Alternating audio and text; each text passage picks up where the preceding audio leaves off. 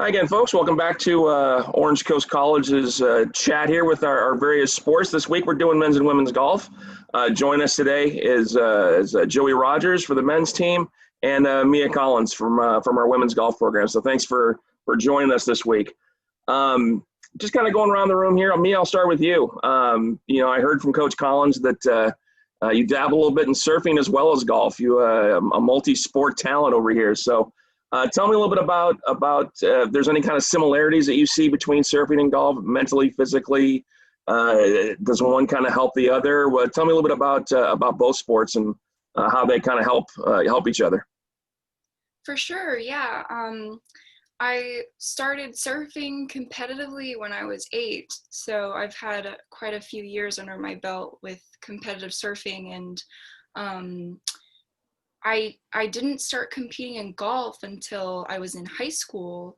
So having that little bit of experience with competition, especially even professional competition internationally, it definitely helped with, I think, my maturity levels with how I approached golf. And I definitely still had some, anger management, I guess you could say, out on the course like everyone else. But I never I get mad on the golf course ever. No, I'm very calm at all times. yeah, it just it helped me kind of control those maybe like pre-tournament jitters, or because I had experience with that in the past. And I think whatever it is that you compete with, if you have previous experience, it helps regardless. But for golf, as soon as I started golfing, it actually made me a better surfer, because golf gives you so much experience with patience and controlling your temper and just taking things slow and really analyzing things and making sure that you're not overdoing it, or like kind of like losing your mind out there, if you just start tumbling deeper and deeper into like a bad roll.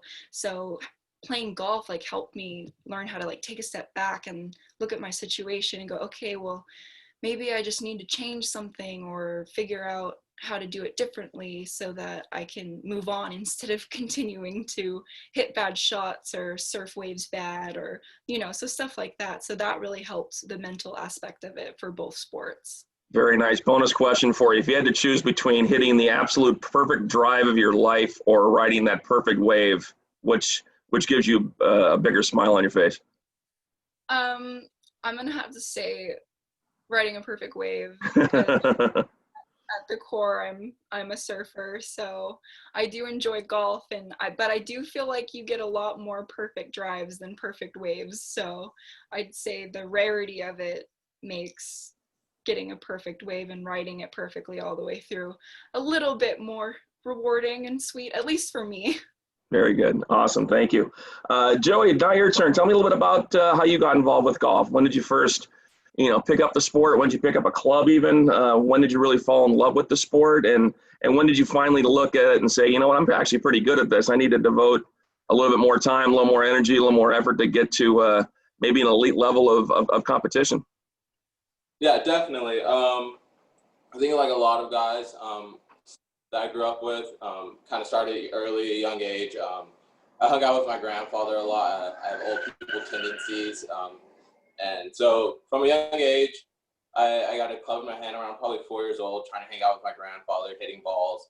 He was a big golf fanatic. I was born in '98, so I think '97 Tiger was on tour, so there was a lot of putting contests going on in the house, and so I was just trying to join in and be part of the guys. And so from a young age, I got into it. Played in Long Beach Junior Golf, which was pretty good.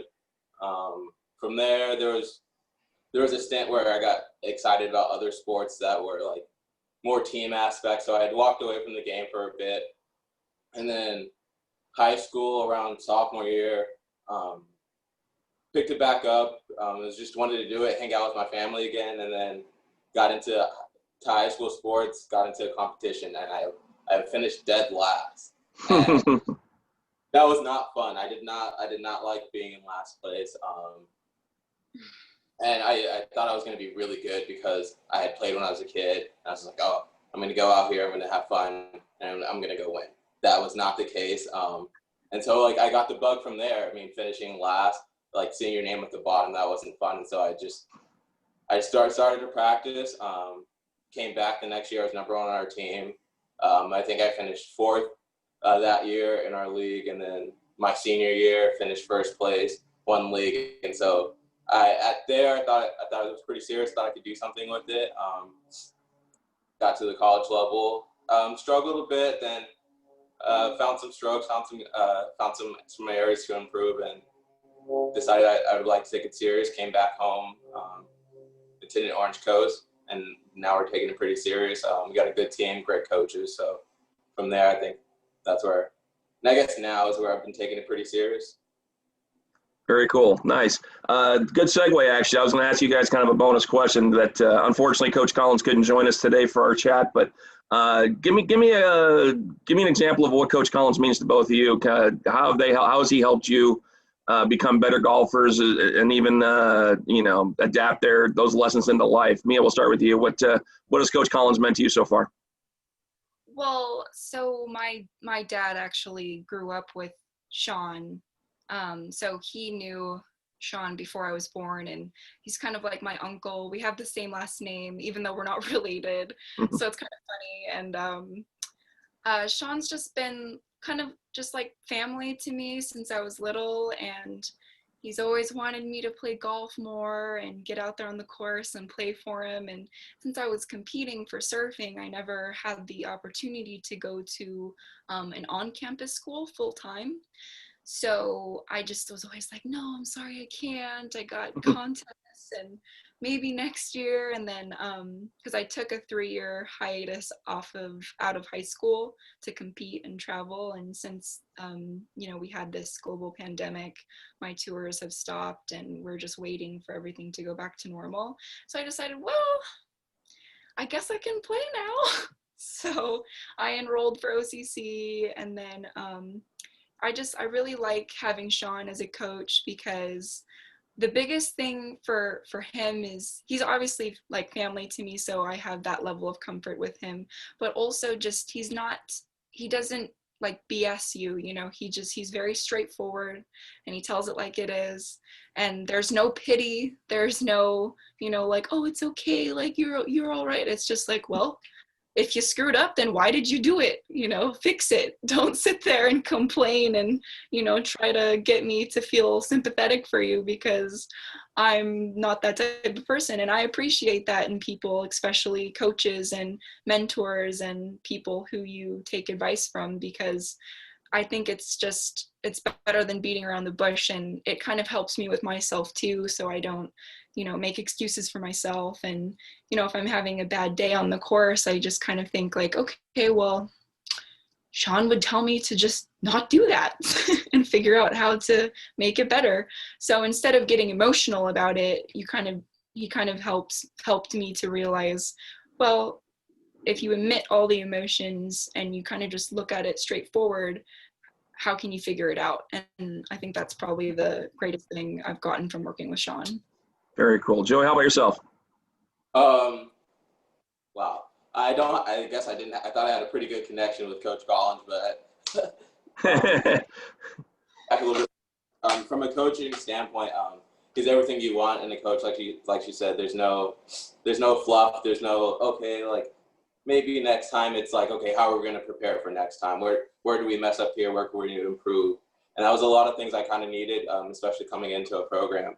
I came from a very loose, a little bit more strict. We worked on things that I wasn't good at. We found the errors. He pointed them out, and from that I was able to capitalize and improve a lot more. He's a great coach. He has a lot of knowledge. He holds the course record at our course, and so there's nobody better to act about going low there than him. Yeah, don't remind him. He'll tell you that all day long. Jeez Louise. So no, I've worked a couple lessons with him before, and it's amazing to watch him kind of mirror. Like if I'm right-handed, he mirrors by playing left-handed. If you're left-handed, he mirrors by playing right-handed. I've never seen a switch-hitting golfer before. That's incredible to me to see him do that. So, yeah, he's a good guy. He's fun to have around. Like everyone said, straight-laced and no BS and quality over quantity when it comes to talking. That's for sure. next question for me comes is, I play a little golf, not very good, but I love playing. I love going to different courses, and I've had bucket lists, my whole life of courses I've been dying to play. I've been lucky enough I got to play Torrey Pines once, and I got to play Kapalua in Hawaii, and I got to play TPC Boston, and it's amazing experiences. But there's so many more I want to go play. Is there any? Give me like two or three courses on your bucket list that you're just dying to play. Joey, how about you first? Okay, bucket list courses. Ever since I was at the Open last year, U.S. Open at Pebble Beach, and prior to going there, I never thought it was a bucket list course. But after seeing it in U.S. Open conditions, Pebble Beach is up there. We'll go. There's a small track out in Ohio called Camargo Club. They have some really nice par threes. Okay. And third course, Augusta. I want to play at the Masters. I think that's a given. You have good standards, Joey. Well done. Yeah, that's a couple of some good ones for sure. How about you, Meah?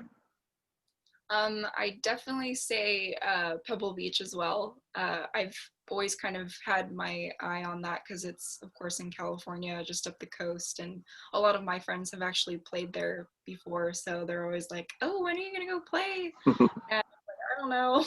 So I definitely want to check that course out. It looks really beautiful. I'm definitely a fan of coastal courses. I'm a little biased in that sense, just like with overlooking the oceans and stuff. There is that one course in Maui. I really can't remember what it's called right now, but they've played on the PGA Tour there before, and it was it Kapalua? It might have been. I think it overlooks the bay, and it's really beautiful. So I definitely want to play there at least once. Other than that, I'm not really sure. I haven't done too much research with like cool courses, but Pebble Beach and the one on Maui is definitely my favorites.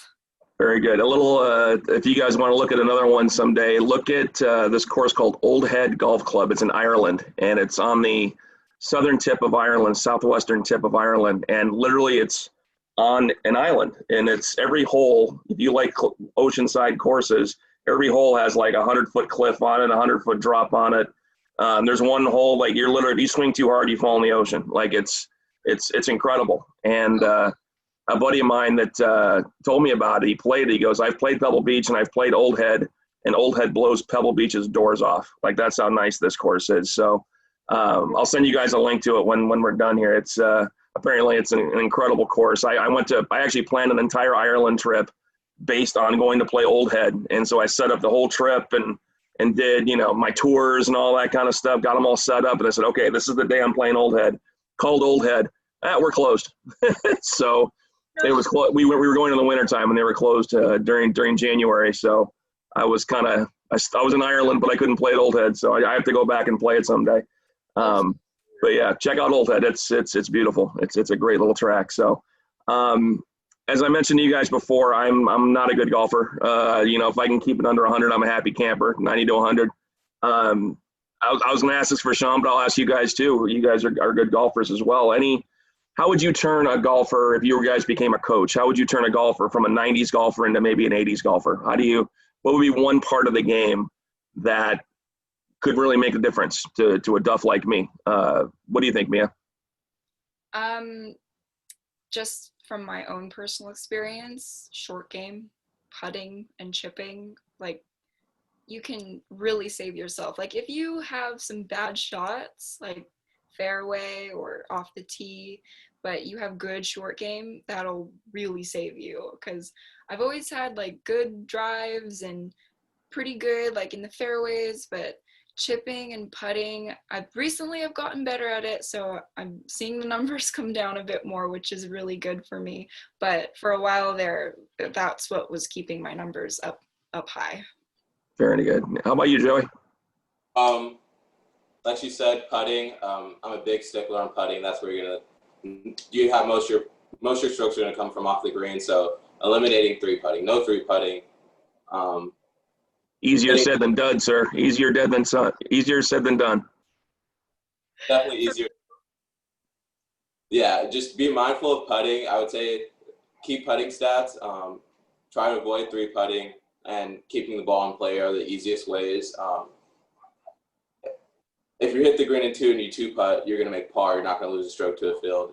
And if you don't hit any balls OB, you're not taking any penalty strokes. I would say, like, obviously, if you can hit it 320 off the tee, then like you could be great. But you only hit driver maybe 14 times in a round. You can make strokes on the putting green than off the tee. So I'd say on the putting green, short game, like she said, and then just knowing where to missing in the right spots. If there's a big part of the green and there's a tuck pin, you know, it's fun trying to go hit that shot that's 170 carrying over a bunker to a tuck pin, but you know, hitting it 165 into the fat part of the green and 2-putting, you're making par. I mean, Pars are a good thing. That's definitely for sure. It kind of reminds me of basketball. You know, everyone, you know, you watch the kids practicing. They're doing 360 windmill dunks and jumping from the free throw line and dunking, but you don't see anybody working on free throws. So like the short game for me is like the free throws of golf. You know, maybe it's boring. Nobody wants to work on putting. They want to hit the ball 350 yards all day long. But like you guys said, if you can make free throws and make putts, then you're going to be ahead of the game on most of your competition. So that's a good piece of advice. Absolutely. Last question for both of you guys. Dream foursome. You know, I always ask this question with golfers. If you had to choose any 3 people you'd play golf with, doesn't necessarily have to be golfers. You know, it can be anybody. Who would be in your group if you had to pick? Meah, we'll start with you. So it's kind of like a hard one for me, but I like when I started watching golf a little bit more, I really liked Ricky Fowler and his story and background, and of course Tiger Woods. Like that'd be awesome to be able to meet him and play with him. And then there's a guy, his name is Kelly Slater. He's an 11-time world champion surfer. He's also a really good golfer. So I would love to have him and Tiger Woods, like that, both of their level of athletic ability and intelligence, like having both of them play at the same time together would be really cool to see. So nice. That would be. How about you, Joey? Who do you got? Okay. I got Joe Rogan for one of them. We're going to go Kevin Hart and Vijay Singh. Yeah? Including myself, unless I get a fourth. We're playing a fivesome. We play a lot of fivesomes down here in Long Beach. Only fivesomes are allowed at Costa Mesa Country Club, so no fivesomes. That makes for a 7-hour round of golf. We're not doing that. Sorry, Sean. If you see this later. No, it's cool. No, mine. If I had to pick, I would go with. Here's how old I am. I grew up watching Jack Nicklaus, so I'm an old geezer. So I've always loved watching him play. I'd love to play a full 18 holes with that guy just to listen and pick his brain. And I grew up a big LA Kings and Chicago Bears fan, so I'd go with probably Walter Payton for a second person, and then Wayne Gretzky, just because he's Wayne Gretzky. You know, that would be just, you know, you talk about greatness, man. Like, you know, you want to have these two people talking. Imagine, you know, Jack Nicklaus and Wayne Gretzky talking one day about anything. I'm sure I'd be there with a notepad and a tape recorder ready to go. So we'll tell you what, thank you so much for your time, you guys. It's been a blast. And anything we can do for you, obviously let us know. We'll probably have this up in a couple of weeks. And again, hang in there with the COVID. I know it's not easy, but go out and play, have a good time, and hopefully we're out there this spring rooting you on, okay? Thank you so much. Awesome. Hang tight for 2 seconds.